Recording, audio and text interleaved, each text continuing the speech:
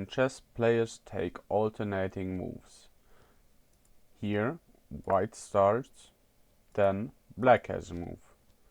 Now white can move again, and black can move again. Each player starts with 8 pawns on either the 2nd or the 7th rank, depending on which color you play. The king is the most important piece on the chessboard. The most powerful piece on the chessboard is the queen, highlighted in red. We also start with 2 bishops and 2 knights, as well as 2 rooks. How do these pieces move? Let's start with the queen. The queen is the most powerful piece in chess. It can move in any direction as far as it wants, like this. Because of its ability to move diagonal and horizontal and vertical, it's sometimes difficult to predict where the queen will attack. For example, if the queen moves to the square h1, it will then be able to attack the square a1, which it can't attack from its current position. If there is an enemy piece blocking the vision of the queen, it cannot move behind the piece. It can only move up to the piece or capture the piece, which is when placing your piece above the piece and replacing it. This means the piece was captured and is now no longer in the game. The rook is very similar to the queen, except that it cannot move diagonally. Instead, it can only move horizontal and vertical.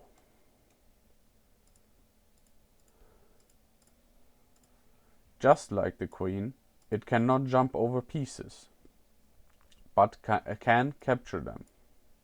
The bishop, also like the queen, can move diagonally, but cannot move horizontal or vertical. The result of this is that a bishop can only ever move to squares of the same color. This bishop is on the white squares, so he can never move to a black square. If a bishop starts on a black square, he can only move to other black squares and never to white squares. The knight is very special. It does not move in a straight line. Instead, it moves up 1 square and left 2, or left 2, up 1, so in an L shape. The knight can only attack white squares if it is standing on a black square. Here it is standing on a white square, so it can only attack these black squares. Because of its peculiar movement, the knight can actually jump over your enemy's pieces or your own. The knight can also capture pieces by moving on top of them. However, it is quite a lot more difficult to find the right move. For example, if we want to capture this piece, we have to move here and then we can capture it. So you see, this, and then this, for example, would be a route. We go here, and then we go here, and then capture. The kings are quite special in chess. The king can move 1 square in each direction, but only 1. The king cannot move 2 in one direction. The king can only move 1 square per turn. There's another special thing about the king. If the king was standing next to another piece, it would be captured on the next move. However, you would lose the game if the king was captured. Therefore, it is an illegal move to move the king to a square where it would be captured. If this rook here is covering these squares, the king cannot move here because the rook would capture it. If the king is attacked by another piece, it is called check, and the king has to either move to the side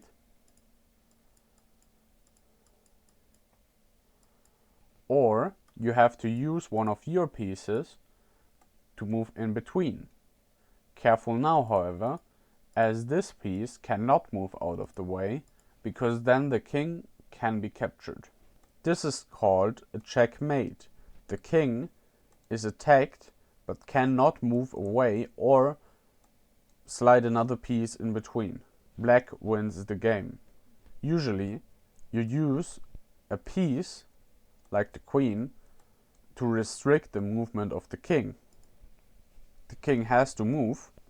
With the queen, you can simply match the king's movement, forcing the king to move somewhere. If you follow the king for long enough, the king will be so restricted that it can only move between those two squares. When the king is in the corner and you move the queen closer, now the king has no squares to go to, but is not attacked. If your enemy does not have any other pieces to move, for example a pawn that would be able to move, then your enemy has no possible moves to make. This is called stalemate and results in a draw. If it's impossible to checkmate your opponent with the pieces that you have, it's also a draw. Here, white only has a knight against black's king. It is impossible to checkmate the enemy king. This results in a draw. In this scenario, you want to bring your king to a square where it can then support the queen to then attack the king and restrict its movement at the same time to deliver checkmate. The pawn can only move up one square at a time. It cannot move back. If the pawn's path is blocked, it cannot move forward by capturing. The pawn instead captures diagonally. Here we capture a pawn and the enemy captures back.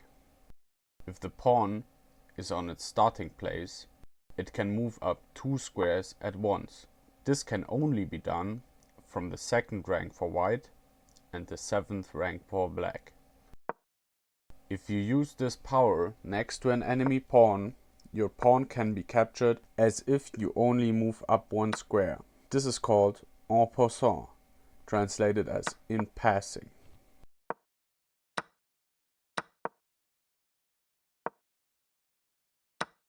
If the pawn manages to reach the other side of the board, it can promote, transforming it into a piece of your choice except for the king.